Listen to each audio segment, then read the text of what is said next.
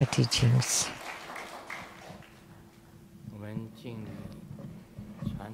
Let's pay homage to the lineage gurus, homage to the Venerable Monk Liao Ming, homage to Master Sakya Zeng Kong, homage to His Holiness the 16th Karmapa, and homage to Master Dubden Dorji, homage to the three jewels of the altar, homage to the main deity of the good practice this evening, from the western pure land of Sukhavati, Amitabha, Tathagata, and his close attendants, Avalokiteshvara and Mahastama Prapta Bodhisattvas. Simo, Danzen Katso, Tulten Siti, Tulten Kama, all Dharma masters, Dharma lecturers, Dharma teachers, Dharma instructors, Dharma teaching assistants, temple and center directors, and all disciples present here and over the internet. Good evening. How do you do?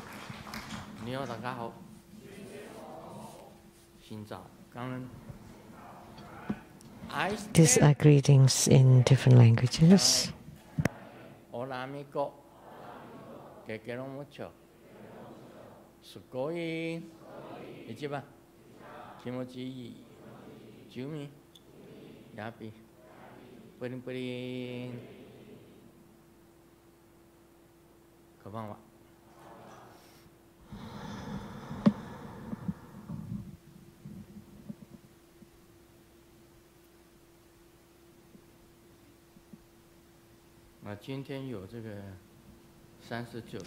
Today, the 39th class of the Sangha training, there are a total of 4 monks, and one of them was quite special, Reverend Lien Hua from Thailand.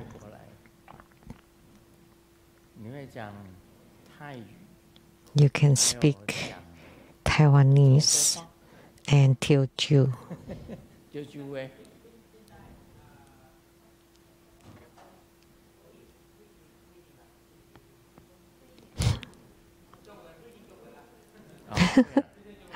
I can speak Mandarin Chinese.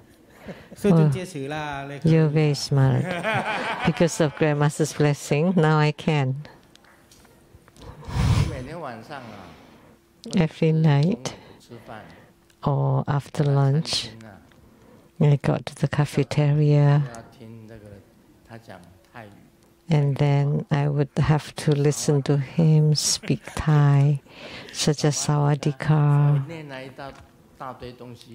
and so many Thai that I don't understand. And tomorrow you're leaving. He's going back to Thailand tomorrow.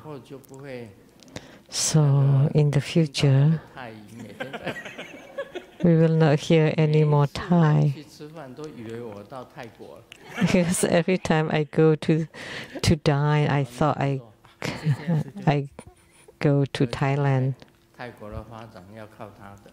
So the development in Thailand will depend on him.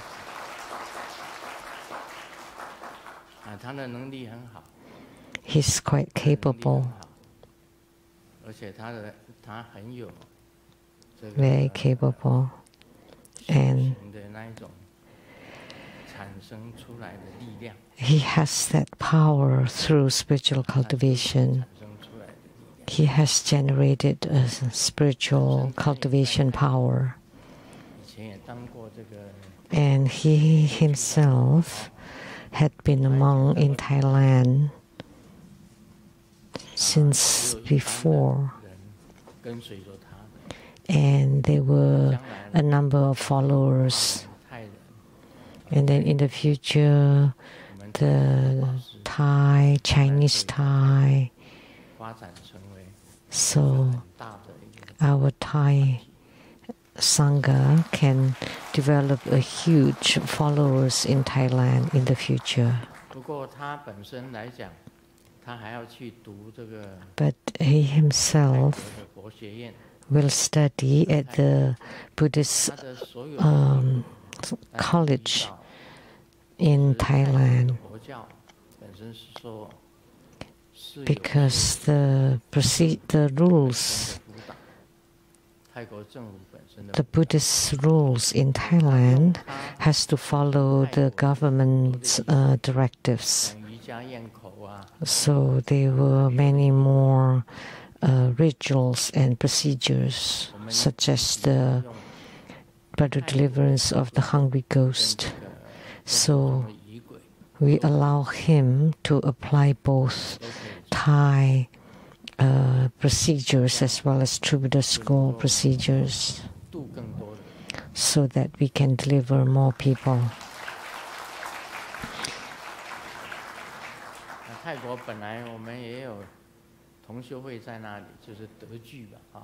We have a chapter there, the Ju chapter already, and after he went to that chapter, he decided to come here and then to become a nun, a monk, and now returning to Thailand, so that True Buddha School can spread widely in Thailand. And then the other 3 monks are also excellent. I can see them working in the kitchen.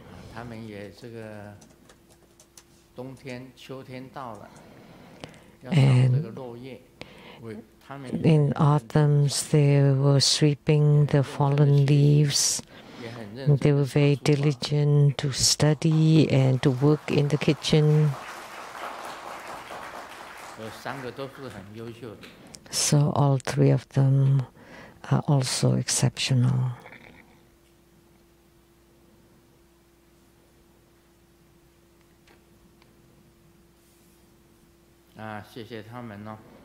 Thank you to them.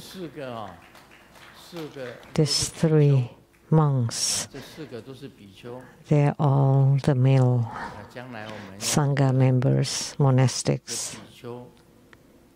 So they can be in charge.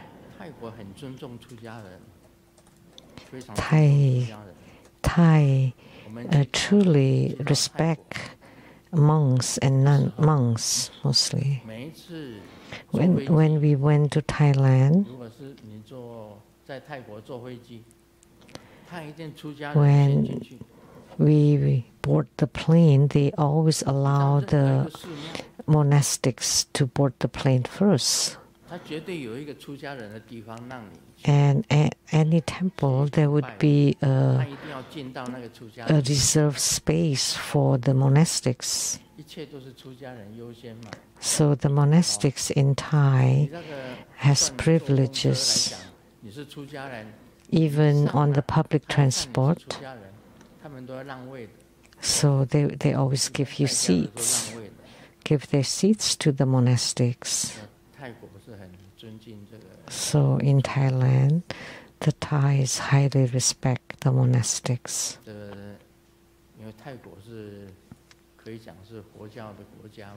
Because Thailand is a Buddhist country.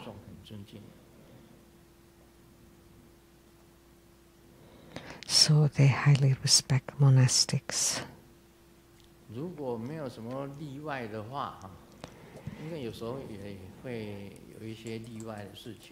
If there's no exceptions, because sometimes there are exceptions.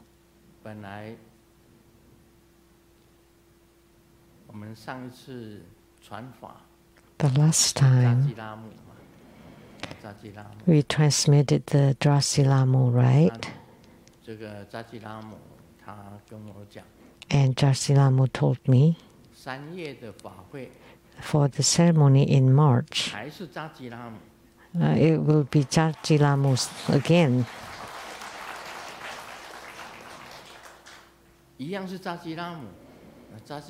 It's the same Tajilamu.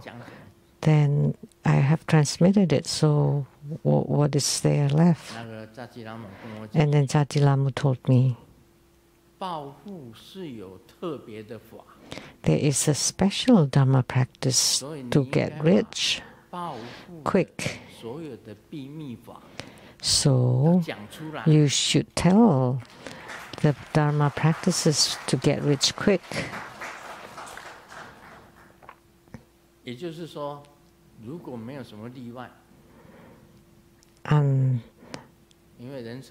there is no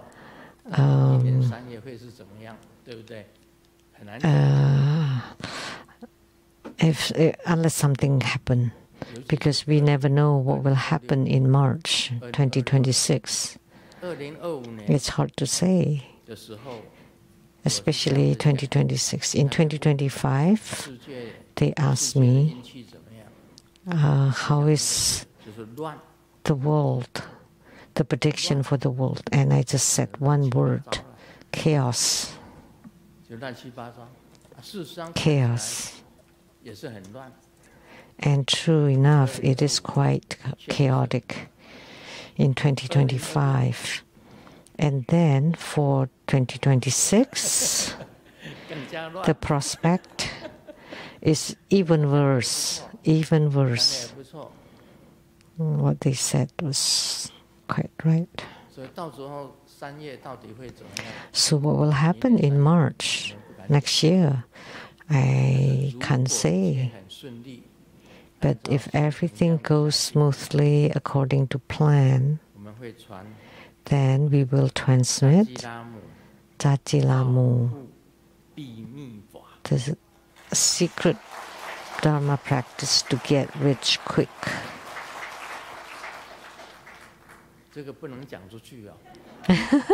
So you cannot tell, okay? Keep it a secret. Because it is secret. You cannot share. So I will only tell those who come the pith instruction. Then those who attend will all get rich quick. So Tajilamu has made many people win lotteries ever since the ceremony. At least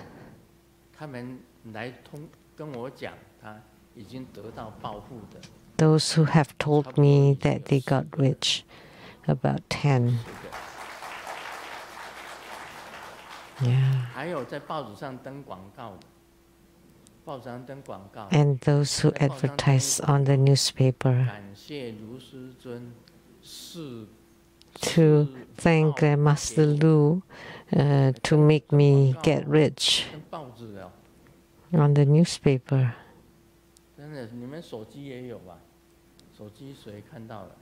That was on someone's phone who showed me that. That my brother Henry.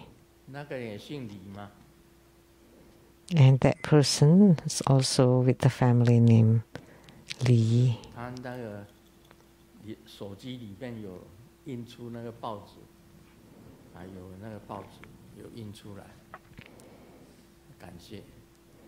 So it was a letter of gratitude. Actually, it was not me. It was Tajilamu who made him one, or to become rich.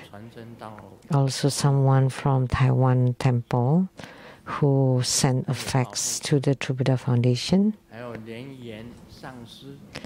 who got rich, and Master Lien Yen from Indonesia also got rich, and also from Malaysia, from Singapore, Hong Kong.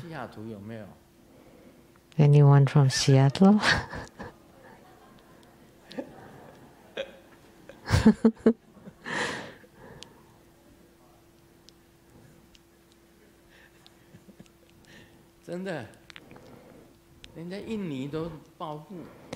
Those in Indonesia got rich, Master-Ling Yen.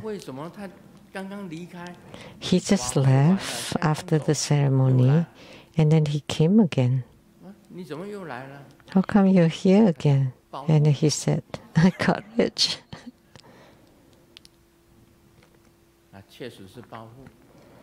And he did get rich. He came to give Grandmaster gold,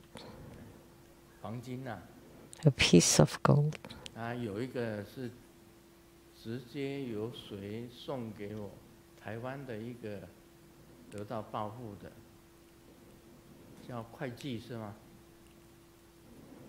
And the one who got rich in Taiwan asked our accountant, Master Bi Zhen.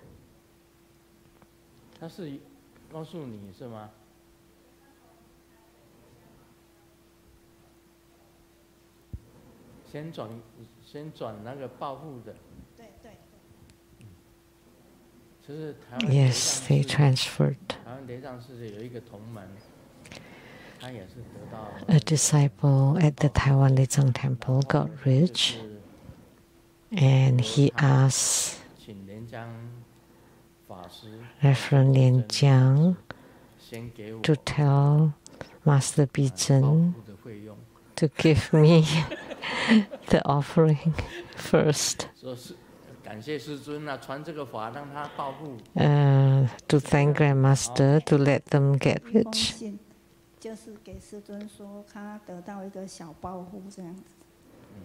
He wrote a letter that he got some windfall, a small windfall. So quite many who got something and won lotteries, and some did not want to be mentioned.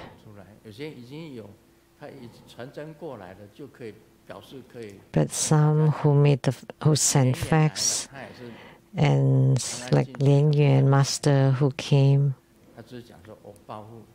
he was quietly said that he got rich, and if he powerful again, if he got rich again, he would come again. He's quite ambitious. He's already gotten rich and he wanted to get rich more.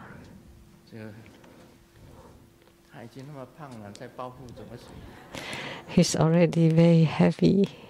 How can he gain more? But we will transmit again, because Sajilamu told me that you should still teach the secret practice to get rich quick. So it all goes well, no unexpected anything. Then in March, I will transmit the secret Dharma practice of Jatilamu to get rich quick.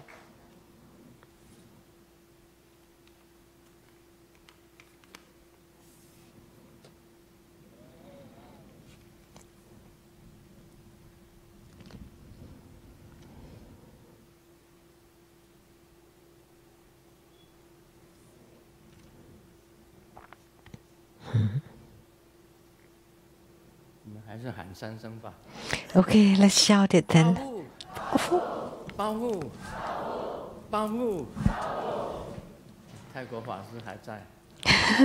Since the Thai monk is still here, let's shout it in Thai. Lovely.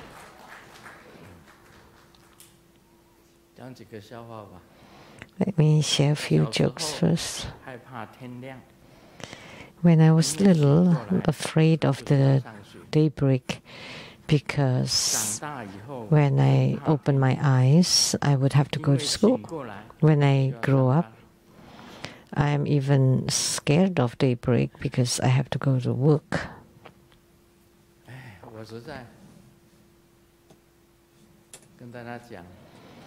Let me tell you. Every time seated here on Saturdays, when I wake up, then I have to give Dharma teaching.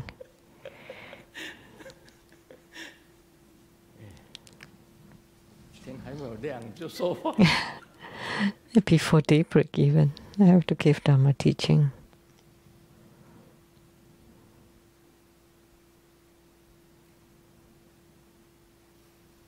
这个半夜起床。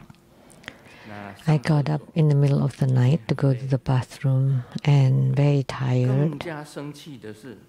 And what made me even more mad or madder is that I cannot fall back to sleep when I get back to bed. 现在半夜起来，年纪大的人半夜起来有时候。 As you get older, it could be quite scary if you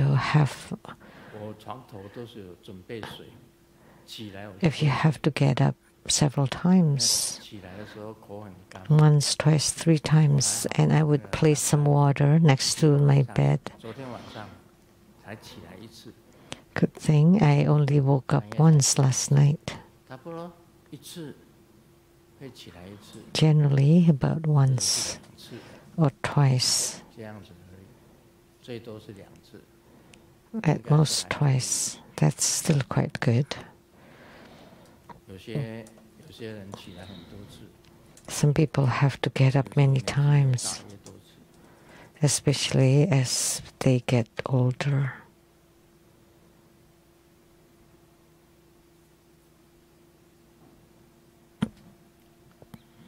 就是成语的宣解，成语啊，华语经常。This is the new interpretation of the Chinese idioms.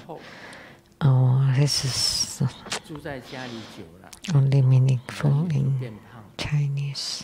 叫宰心仁厚。Yeah, play of words of Chinese. 耳目一新，泛指刚从美容院出来的女士。 耳目一新，包治百病，红包可以医治100种病。一穷二白，人一变穷了，别人就会用2个白眼看你。朝三暮四，早上跟小三在一起。 晚上跟小四在一起，朝三暮四。好吧，我们讲入这个你问我答。Okay, now let's do the Q&A. A question from Malaysia, 莲花一聪。请师尊解惑。Grandmaster, please advise. 禅定口诀。 Grandmaster teaches that the key formula to meditation is single-mindedness and immovability. So I use this analogy that a fetus in the womb, there is movement but also no movement. There may be some chaos but no chaos.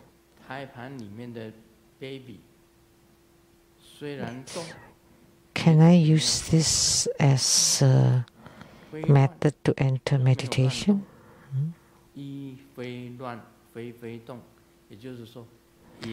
So the fetus is moving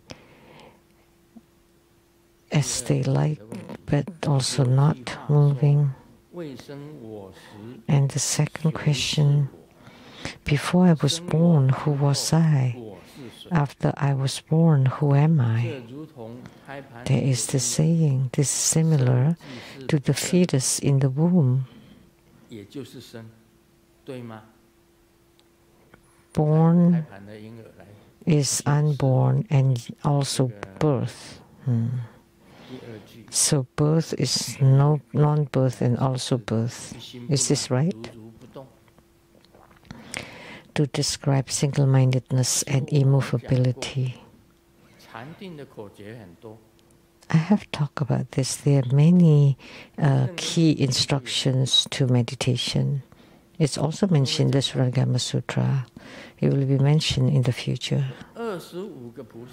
There are 25 bodhisattvas who use all kinds of methods to enter samadhi. But none of them is about the baby. How would the baby enter samadhi?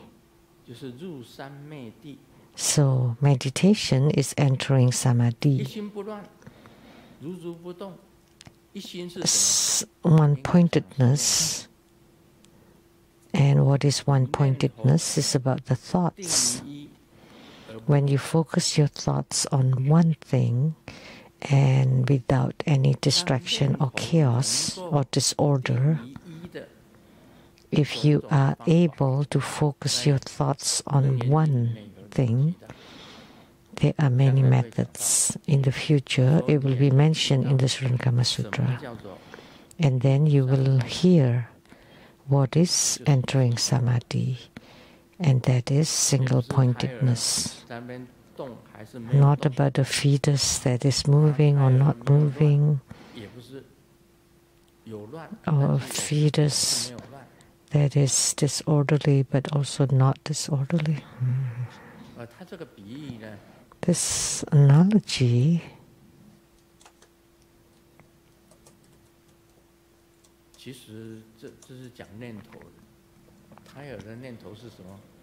this is talking about thoughts. Do we know what the thoughts for the fetus? You have forgotten about how when you were in your mother's womb. Anybody remember what happens when you were in the womb? Nobody. Now we can remember. So is that a good analogy?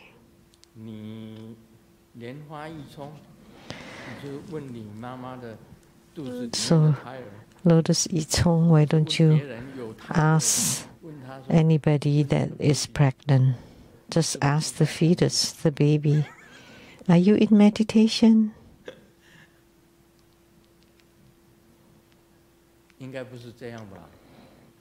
It shouldn't be that. Anybody has an opinion about the question that he asked? So the so-called single-mindedness and immovability is like a fetus in a mother's womb. Although it moves, it doesn't move. Although it is disorderly, but it's also not disorderly.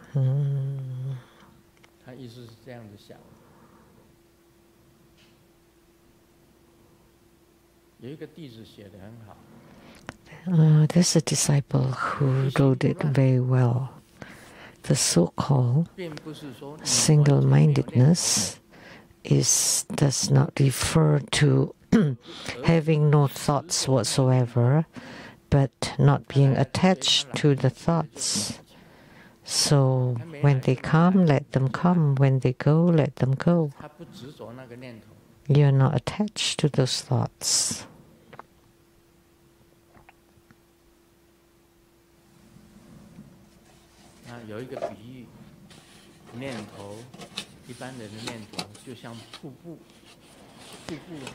And someone made an analogy that thoughts are like the waterfalls. It's endless, it's ceaseless, it's non-stop. And someone likened it to the waves, ocean waves, one after another, endlessly, or river water that's raging, or a small stream. And lastly, when you truly enter meditation, is then when the water has a stop in a pool or pond, no waves, no rage, very calm, That is called entering samadhi. But the thoughts of ordinary people are like waves, like waterfalls. But the thoughts of spiritual cultivators are like the calm pool or pond, very calm.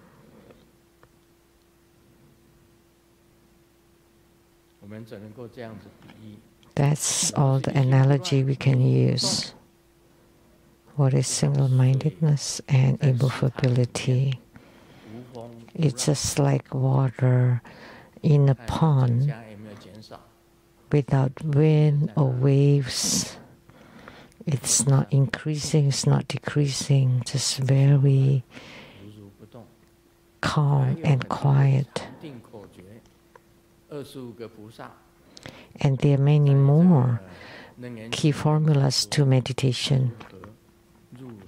25 bodhisattvas in the Surangama Sutra talk about how to enter samadhi. It will be mentioned in the Surangama Sutra, including the moonlight child, Manjushri Bodhisattva, Avalokitesvara, Mahastama Prapta, including several great bodhisattvas. The second question, there's a saying, before I was born, who was I? After I was born, who am I? And he used the fetus in the womb again. Birth is non-birth and birth is birth.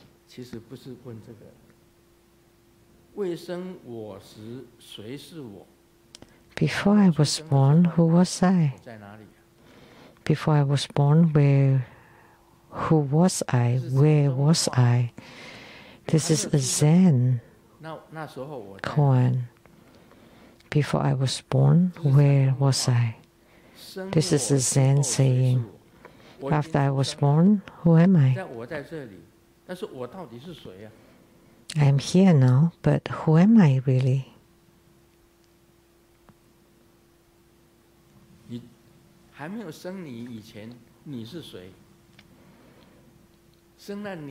Before you were born, who are you?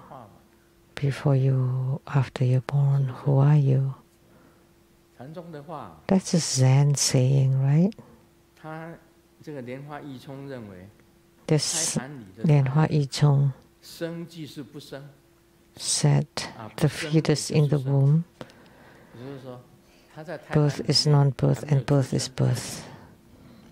That it's in the womb before birth.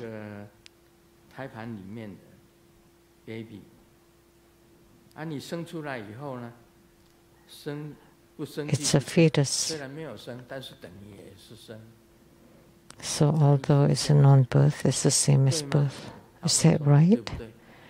That's his question. It's not right. This is a Zen saying to let you contemplate. You need to ponder on this statement. Who was I before I was born, and who am I after I was born?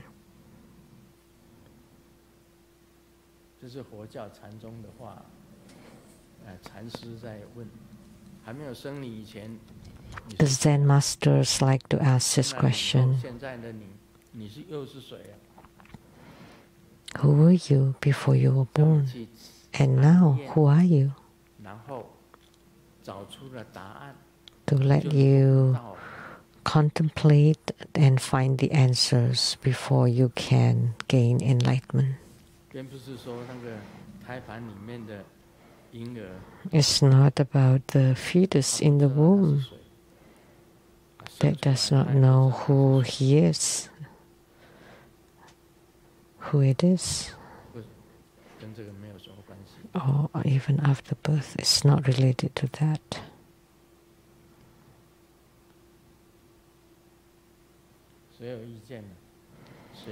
Anybody has an opinion about this?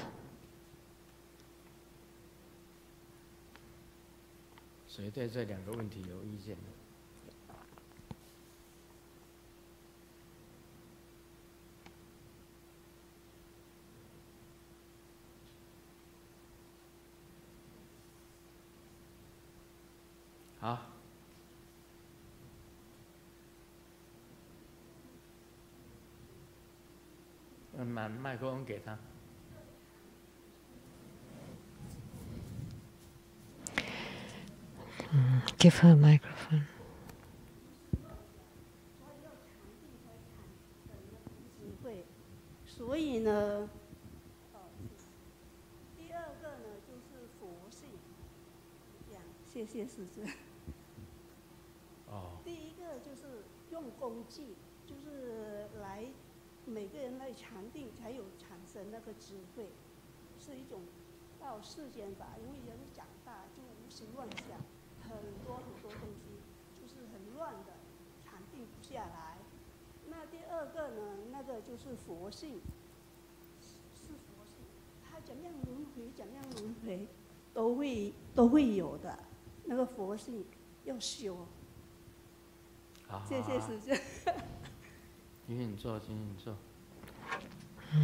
Please be seated.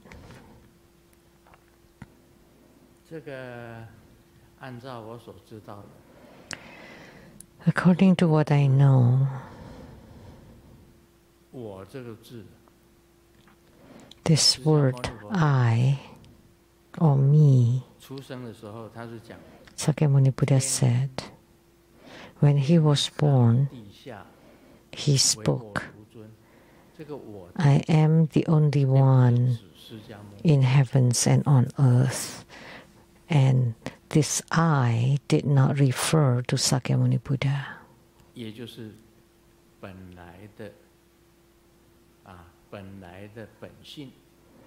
It referred to the original or inherent nature, which is what you said, Buddha nature.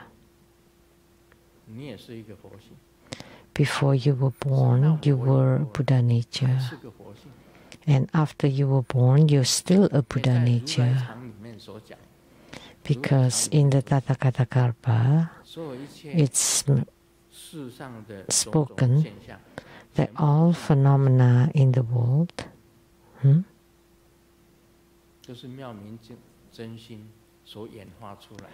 are manifestations of the wondrous luminous true mind. And this is considered Yogacara. Before I was born, that was the original nature. And after I was born, it's still the original nature. Even when you gain this physical body with name.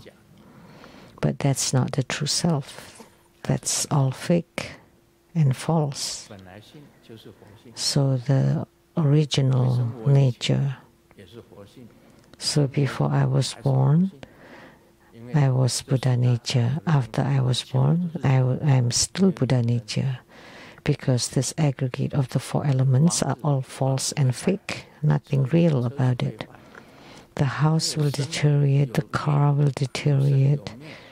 They have all arise. Anything that has arising and ceasing can deteriorate. Only those that's non-arising and non-ceasing is the original nature. So it's not related to the fetus. So both questions are unrelated to the fetus.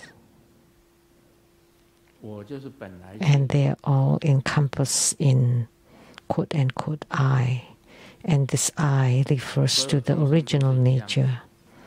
And all sentient beings are the same. About the single-mindedness without distraction and immovability, you have to use many skillful means or practical methods. And that's the cultivation of the spiritual cultivation. How to become single-minded and become immovable.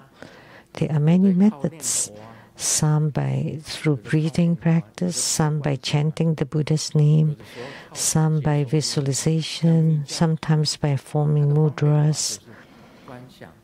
Like for tantric practices, the skillful means are visualization, chanting mantra, forming mudra, and entering samadhi.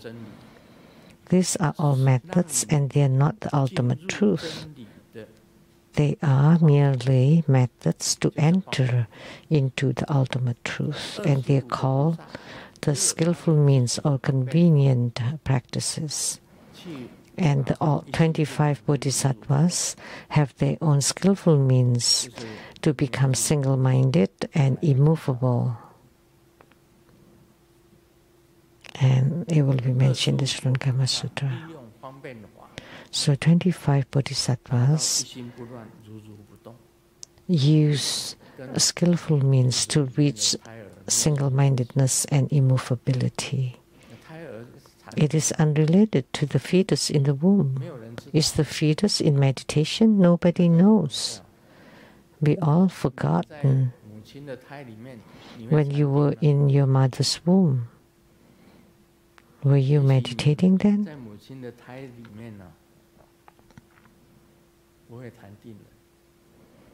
You wouldn't. You're still confused and disorderly. They're affected by many external things, and their brain is also complex and complicated.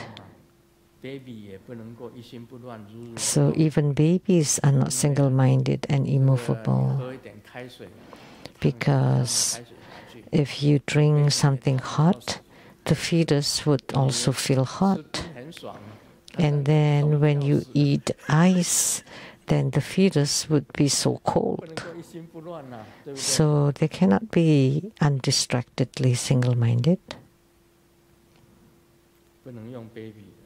So you cannot use this fetus. That's my reply to Lian Hua Yizhong from Malaysia.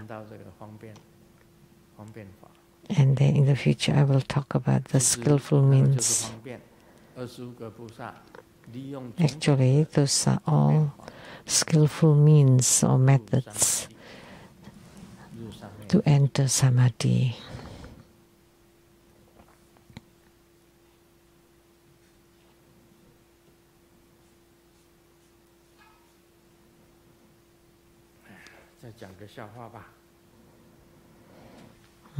Let me share a few jokes.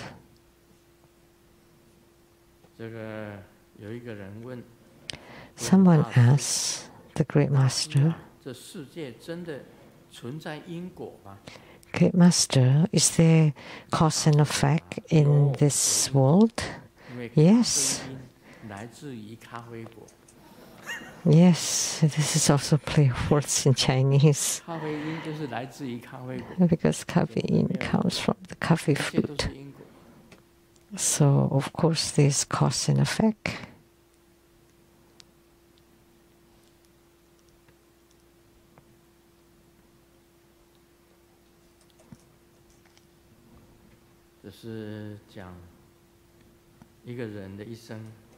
This talks about a human's life. When you're in kindergarten, you're energetic and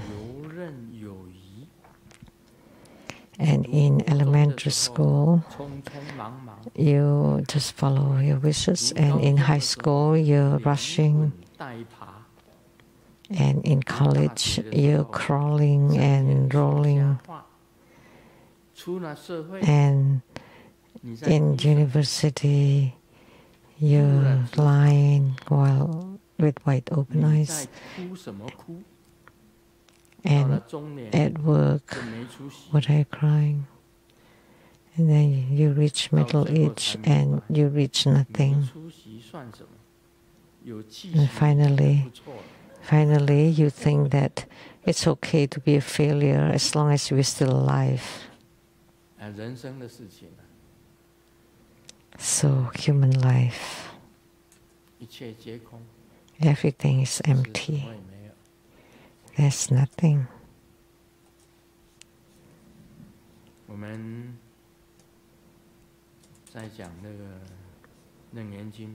Now let's discuss the Surangama Sutra. Now we will talk about seeing, hearing,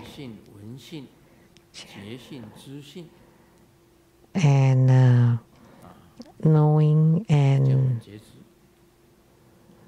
awareness. Because we have talked about emptiness or space. So this is also following the Heart Sutra. There's no eyes, ears, nose, tongue, body and mind.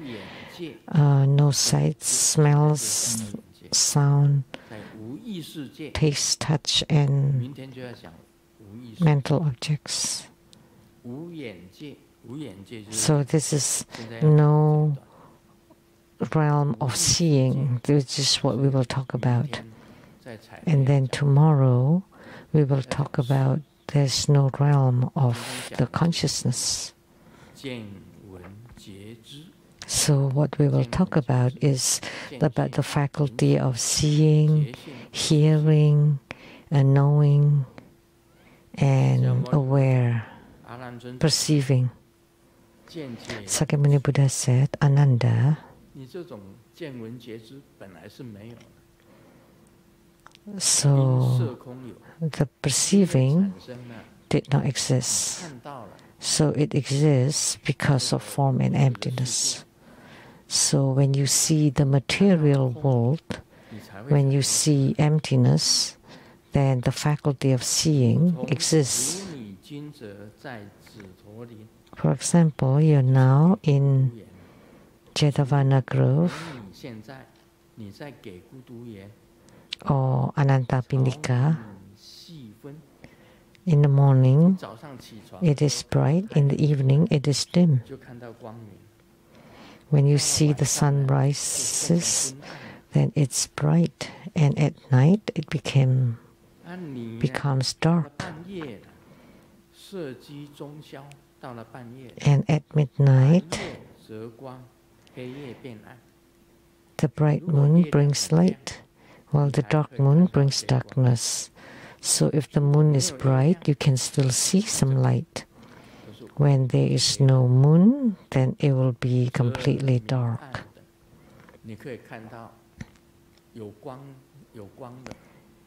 So you can either see brightness or darkness. It is through your seeing that distinctions like light and dark are discerned. Because you have that discernment,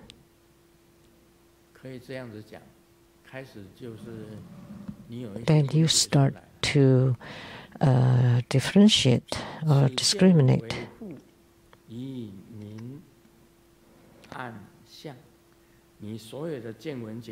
So all your perception and light and darkness or the space, so is your seeing one with light, darkness and empty space or not? Are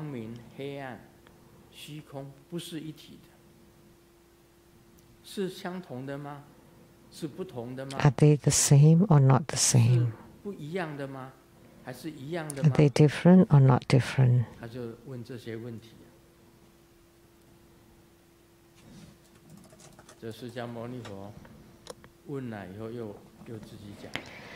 After asking the question, Sakyamuni Buddha said, Ananda, your perception will fundamentally one with light, darkness, and space.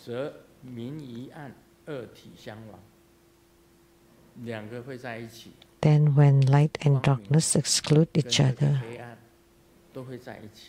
So, if they were together, then light, darkness, space, and seeing would be together. But the case is that when there is darkness, there is no brightness. When there is brightness, there is no darkness. If it were one with darkness, then light disappears. If you see light, then darkness disappears. If it ceases, how could it perceive light or dark?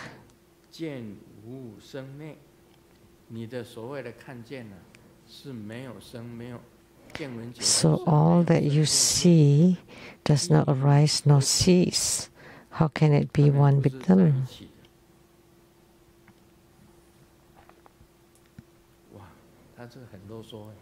Oh, this is so worthy.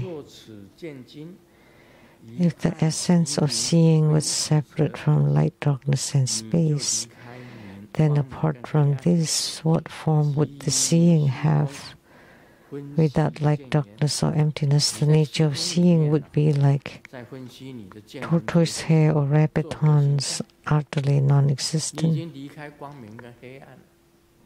If you abandon brightness and darkness, then it's the same as you abandon empty space.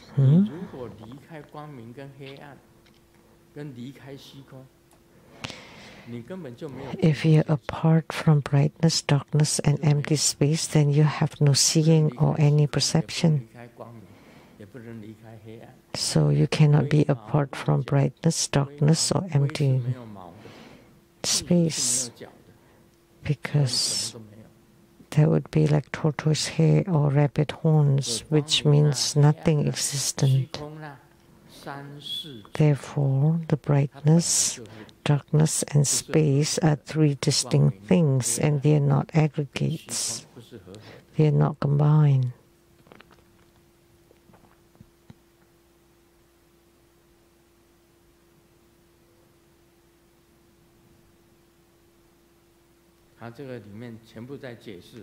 This is all explaining light, darkness, and space.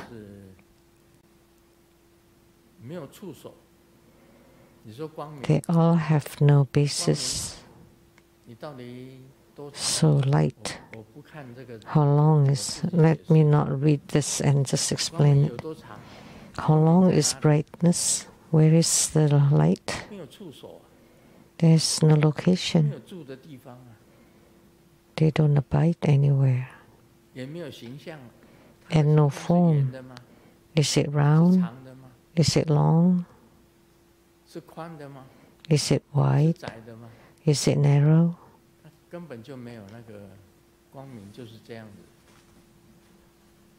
There's none. And the light is ever changing. And dark too. The same.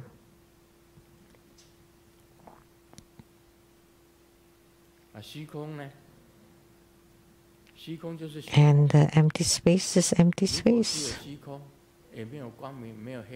If there's only space but without light or dark, they're separate. So they're not combined. They're not aggregates.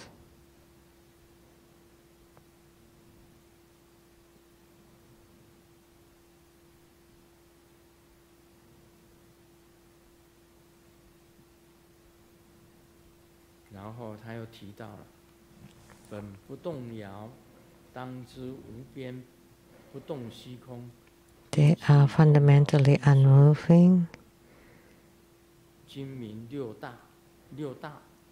You should understand that the boundless, unmoving space together with the moving earth, water, fire, and wind are the six great elements. So earth, water, fire, wind, space, and perception. And if you add consciousness, that would be 7. They are perfect in interpenetrating, and they're all Tathagata-kalpa, and they're all manifested by the wondrous luminous true mind. Therefore, all the seeing nature, like written in the Heart Sutra,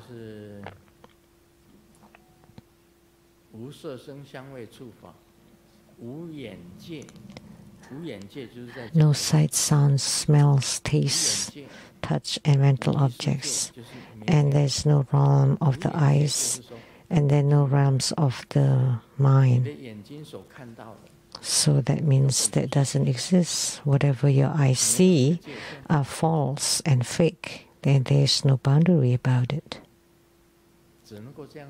That's all I can say. I don't quite understand about these words. These wordings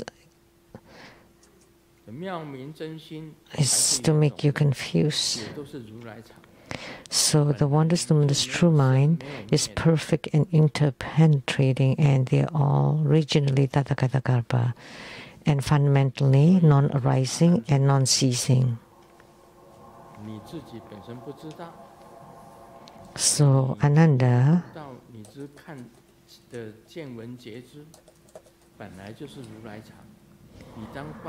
you don't know that the nature of seeing, hearing, and knowing are Tathagata-kalpa. And are they arising? Are they ceasing? Are they the same, or are they different? They are not arising, they are not ceasing, they are not the same, and they are also not different.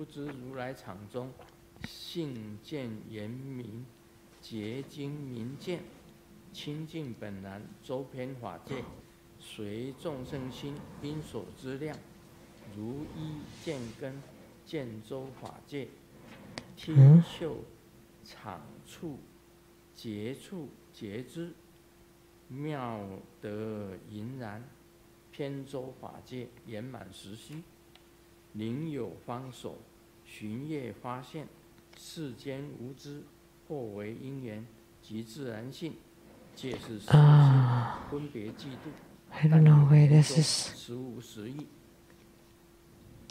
无眼界，讲了半天，释迦牟尼佛告诉大家，你所看见的光明跟黑暗本身都没有处所。So after all these words, 没有它固定的地方 light and dark have no fixed location, no area or boundary, no form. Whatever you see, the same with darkness.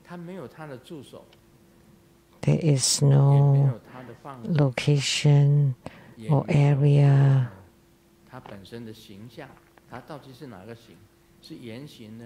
And no form. Is it round or square or rectangular? None of those. So they're all non-existent and empty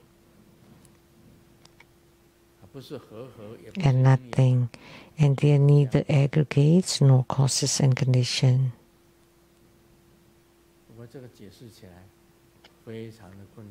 This is very difficult to explain because of the wordings. It's very difficult.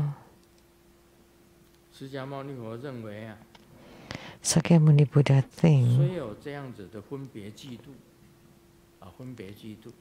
although there is some discernment and differentiation, there is no true meaning to it.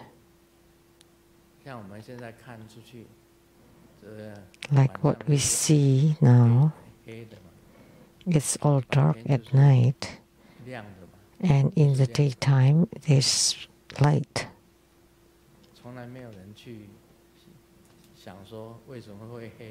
Nobody ever thinks that why there's light, why there's dark.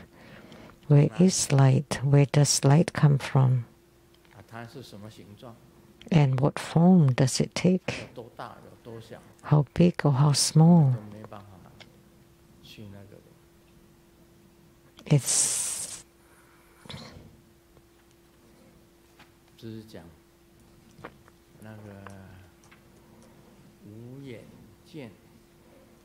this is talking about the non-existence of the realm of the eyes, which is there's no seeing, hearing, knowing, and perceiving. Where does it come from? Because there is the sense objects, that's why you have perception. If there's no objects, there's no sense objects, then you cannot perceive anything.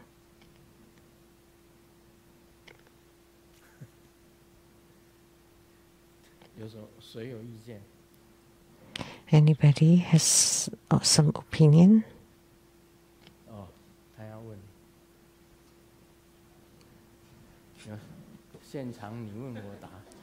Oh, she wants to ask a question.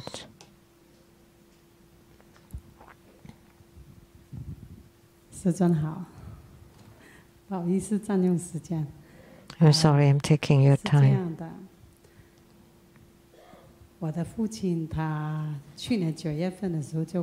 Last September, my father passed away.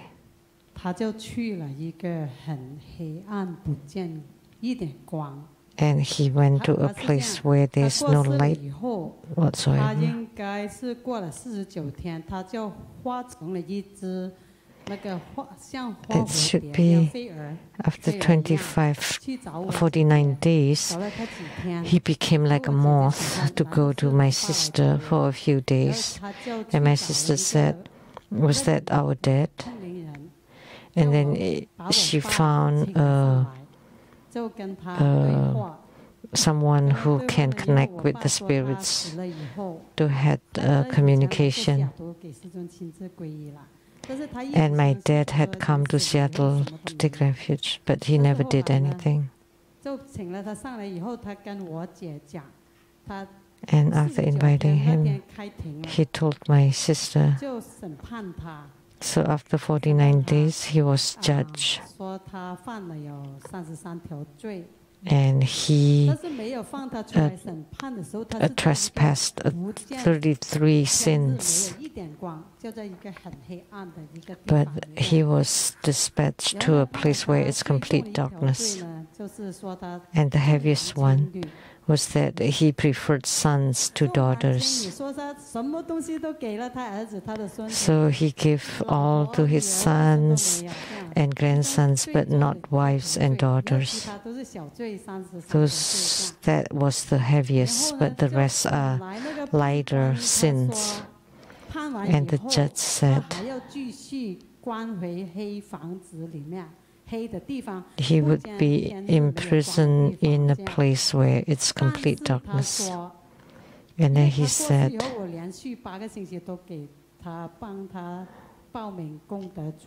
because after he passed away, I registered him for merit holders and did some. And I was third in my siblings. And because I generated merits for him, so he doesn't have to be imprisoned in that darkness again. It was like the human world with courts and judges. After hearing that, I registered him for primary supplicant and then merit holder. And that night, after registering for primary supplicant, I dreamt of him in a very noisy, crowded place. "How are you, Dad?" And he said, "Oh, much better after you registered me for primary supplicant." So my dad told my sister, and my sister told us. So you dream of your father in the dream to tell you that he's much better now. I don't know. But that night, in a crowded place, I heard his voice and talked to him. That after registering him, he's much better. Okay, that's your question. 但是我在想呢，他过世又还好，我有帮他做主席，但是我想，那我们是 Luckily, I registered him for primary supplicants. 在我们还在没死当中，自己帮自己做主席。So can we register ourselves for primary supplicants when we're still alive? 一个好的改善，这样。So we can change for the better. 以后，因为他判了，他是贫农户，他说这样。 然后他死了以后，烧给他的东西都充公了，充公了。他说他就是这样跟我姐讲，就是这样。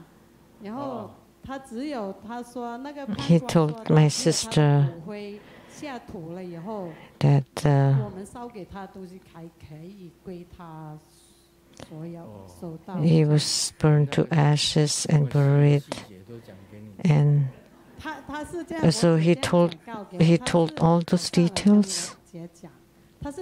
I just heard my sister talk about it.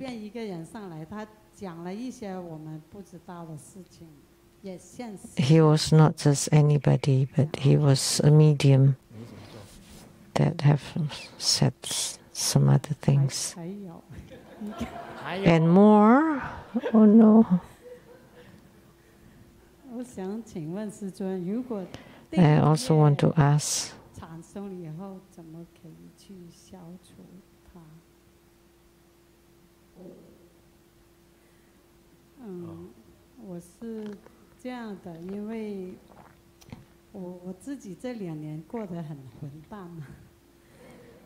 because my past 2 years I lived a bad life. I was diligent in the past, but recently I don't practice every day for 2 to 3 years. I just attended the ceremonies sometimes and group practices. And one day I had a dream. Guru Padmasambhava told me in my ears that my karmic sickness has appeared, which is the same as my mom's. I'm struggling. I love to practice. In the past, I practiced 3 times a day, but I don't anymore now. So, in the beginning of the year, I wanted to practice, but I'm very struggling.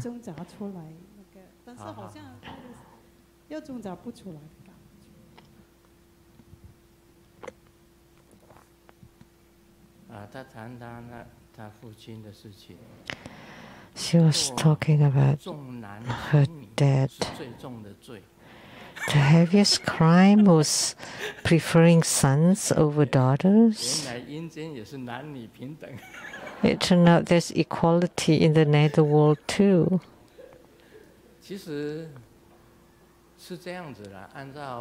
Actually, according to Buddhism,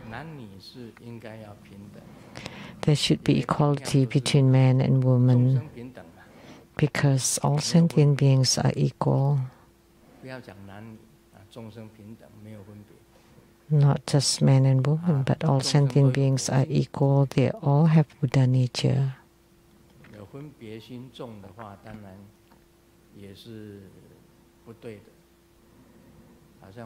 So if you have inequality, that would not be right. Like if you prefer this over that, that's not right.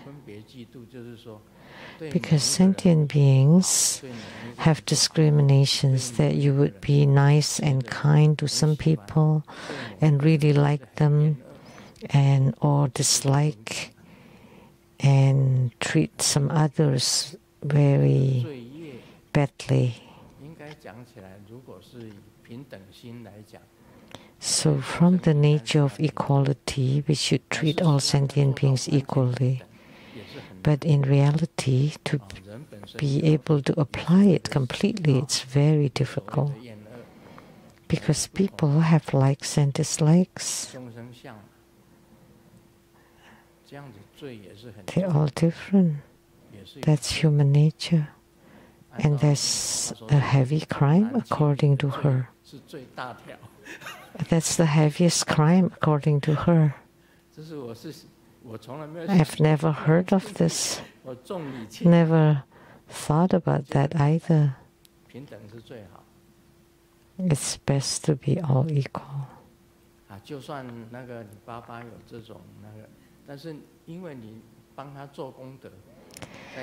Although your dad was like that, but you help him to generate merits, to become primary supplicant, to do some good deeds within the 49 days, to give, to chant sutras, to print sutras, to perform some good deeds, then naturally they would receive the benefits.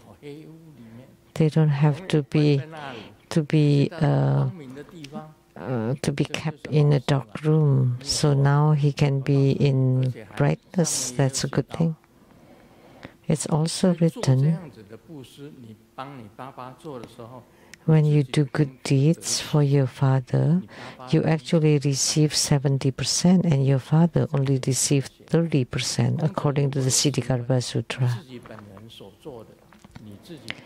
So, whatever good deeds you do, you receive 70% and your father 30%. So since you receive that responses, then you should be more diligent. How come you practice 3 times a day and now you don't do anything? That's not right.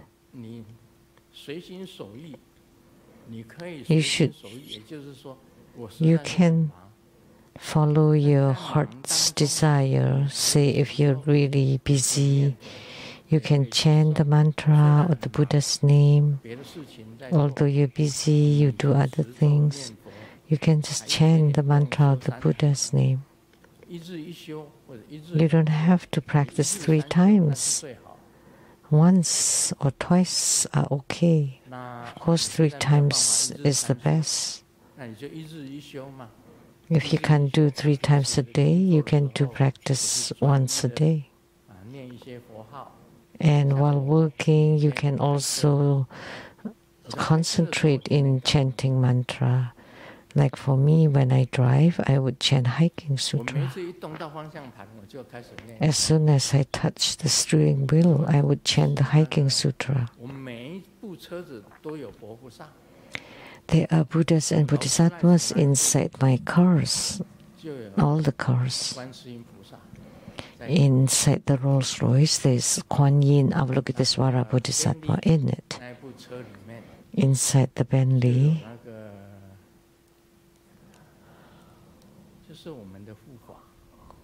the Mahabala, the protector, Marici. Marici is in Bentley. And in Ferrari, there's Doji Joli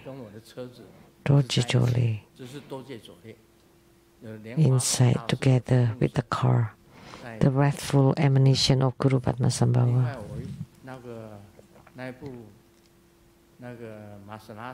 And in Maserati, there is Avalokitesvara Bodhisattva. So inside each of the cars, as soon I get into the car, I would chant the mantra of that deity. We all know Simu is sick. Sometimes she's so sick that she could not move her legs. Like this morning, she could not get into the car. I had to hold her to the car door and open the door and to carry her up the car. And I was driving Ferrari today, so I started chanting Guru Padmasambhava's mantra, Dorje Dole's mantra, and then Hiking Sutra wants to drive here. And then she can walk on her own.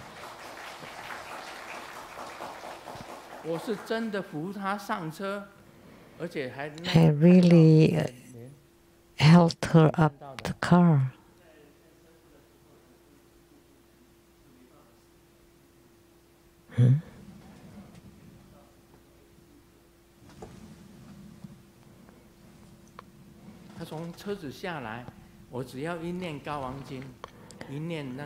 As soon as I chant the Hiking Sutra and the mantra of the deity in the car, then she could open her own car door and got off the car. But every time I have to carry her to get on the car, but then she could walk off the car by herself. So that's why I call my cars healing cars. It could heal her as soon as she gets in my car.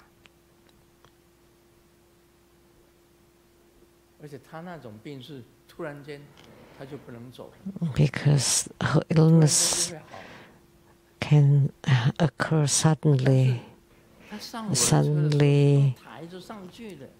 worsen, suddenly got better.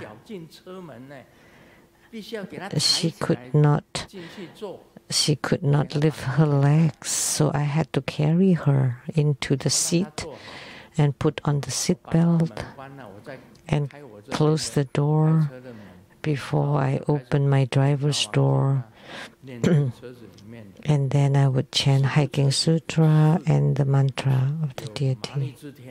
So inside these 4 cars, there are Marici, Avalokitesvara, and Dorje Dole.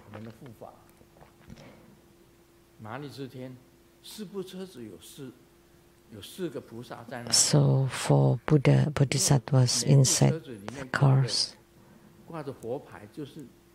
Because I hang the amulet inside the car. One is Marici, Avalokitesvara, Dorje Dole.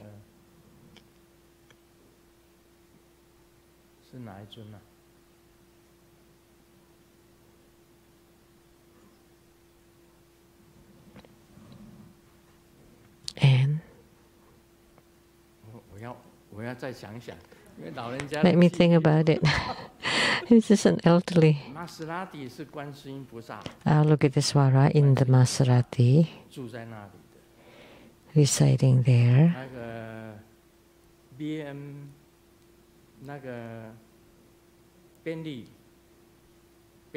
Bentley is Marici.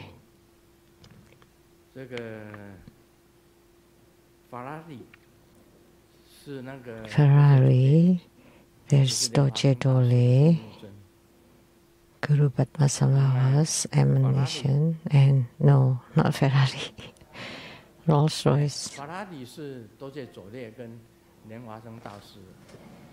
So Dorje Dole and Rolls Royce.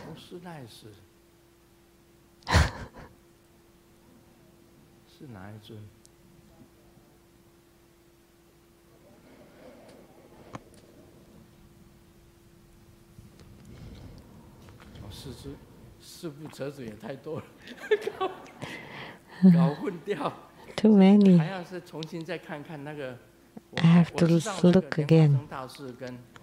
I know the Dorje Dole is in the Ferrari, the last one.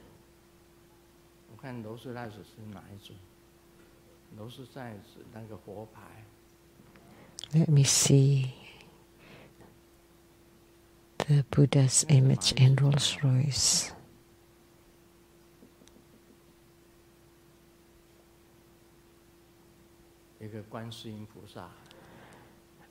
Marici, Avalokitesvara, Dorje Dole. Now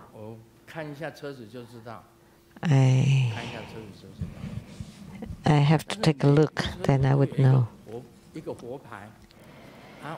There is a Buddha image inside each car. Whenever I get on it, I would chant the mantra and hiking sutra. And Simu every time, many times. And Yan Xi Lian Yan also know. They also sometimes carry her, get on the car, like say, from here or from home. Or we carry her on the car here. And as soon as she gets on the car, then she is healed. Isn't that strange? She's carried onto the car and then she can walk off the car by herself. I thought she was faking it. And you could not walk. And I had to hold her hands and carry her into the car. And after the drive for a few minutes, just a few short minutes, less than half an hour, and then she could walk off the car by herself. And I said, "Oh, you've recovered?" And she said, "Yeah, like a magic. Like enliven a dead person."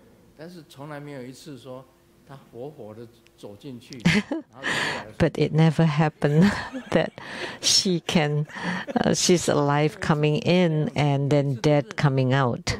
It's always the other way. That she was immobile getting on the car and then mobile again getting off the car. That's due to the chanting mantra and the sutra that would generate power. So when you help someone to register for primary supplicants, you generate merits. So you need to continue to practice at least once a day or twice. That would be good for you. Like what you said, that your father had walked away from a dark room to a good place. Then, of course, the primary supplicants are useful. That's all I can say. Everybody knows. Actually, for us, it's best to enter samadhi, to be single-pointed. You have to be pure. This is very important. As soon as you're pure, everything will be fine. When you're chaotic, when you're in chaos, that would be horrible. That would be a bad thing. So in Buddhism, single-mindedness, immovability represent purity. When you have confusion or disorder in your brain, then there's nothing you can do. I don't think about it. As soon as I get in the car, I look at the image and I would know which deity is inside the car. I would chant that mantra and then hiking sutra. That's what I do.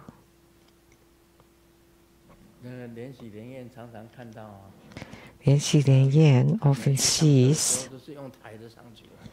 that she always have to be carried into the car. And then when she gets home, she would open the car door by herself.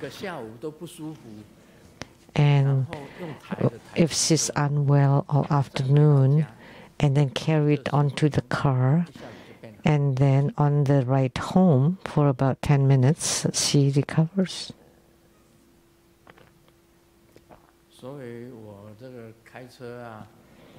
So that's why my car is healing cars. If you have illness with the red pockets as you like, then I would carry you, I would drive you for a little bit.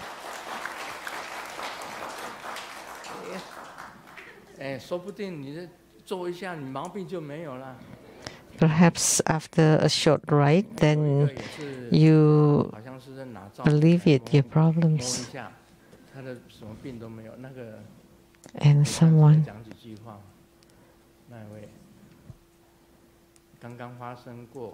something that just happened, can someone can speak?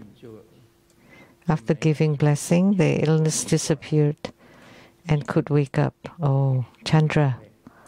Chandra. The couple. Give the microphone.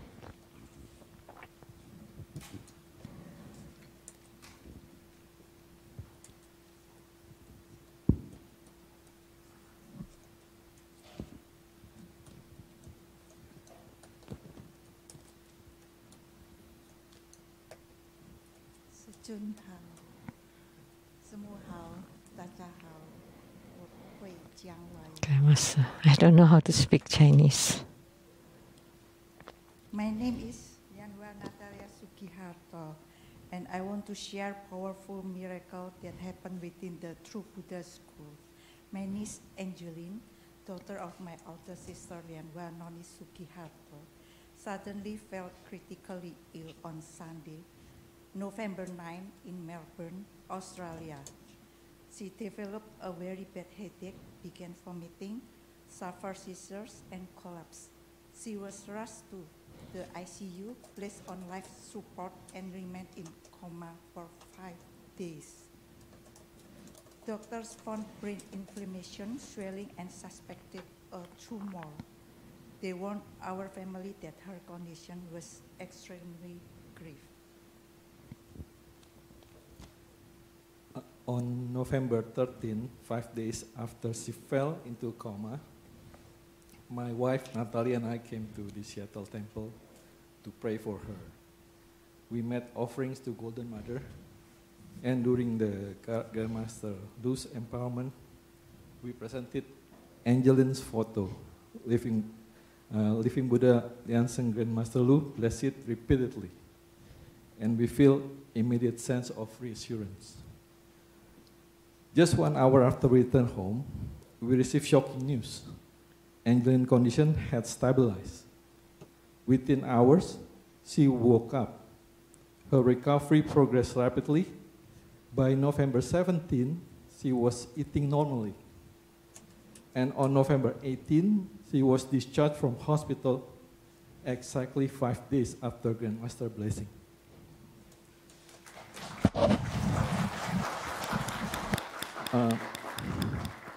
Doctors were stunned. The suspected tumor had shrunk to a tiny spot, and the severe brain swelling had completely disappeared. They now believe it might be a low-grade glioma, or possibly not a tumor at all. She now only needs to follow up on MRI in 3 months. This was a truly miracle. After Grandmaster Lu compassionate blessings, Angeline awakened from a coma, and both the swelling and the suspected tumor vanished. On behalf of Dianhua Noni Sugiharto, Dianhua Madi Cakrawijaya, and our niece Angeline and ourselves, we offer our deepest gratitude to Living Buddha Lianseng Grandmaster Lu. Without his blessing, Angeline might not be alive today. Om Guru Lianseng Siti Hum.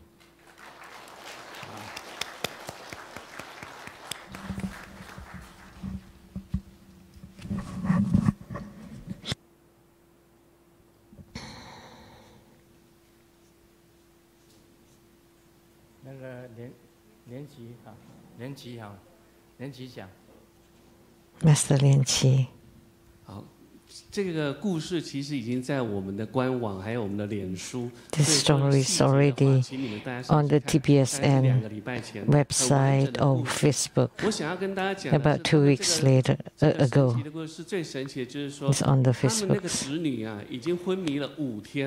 What's miraculous is that the niece has been in coma for 5 days with huge swollen in the brain.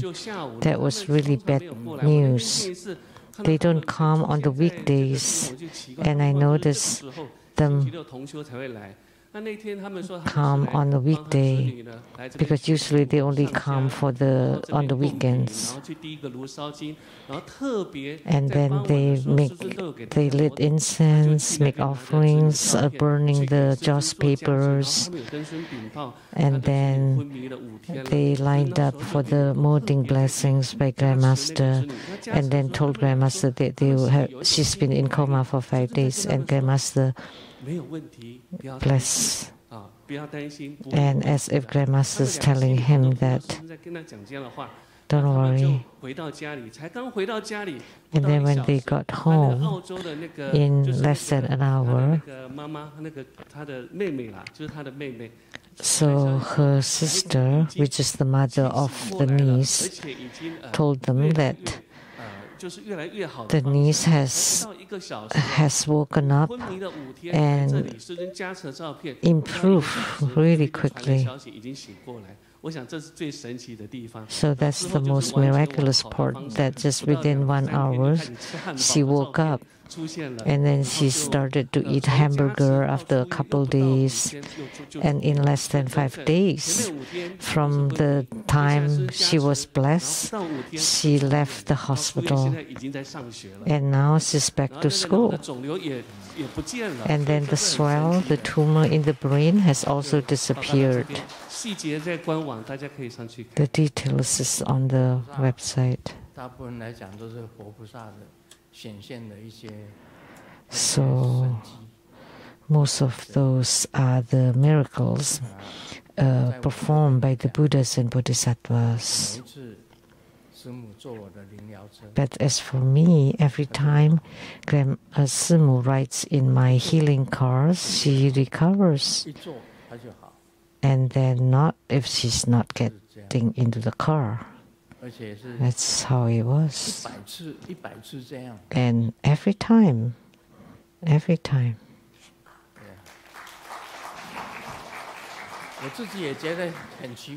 And I also find it very strange. How come just by chanting the mantra and hiking sutra, she recovers? I said, let me drive you and not chant, just to test.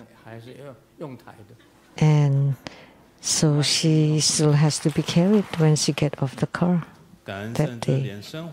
Om Mani Padme Hum.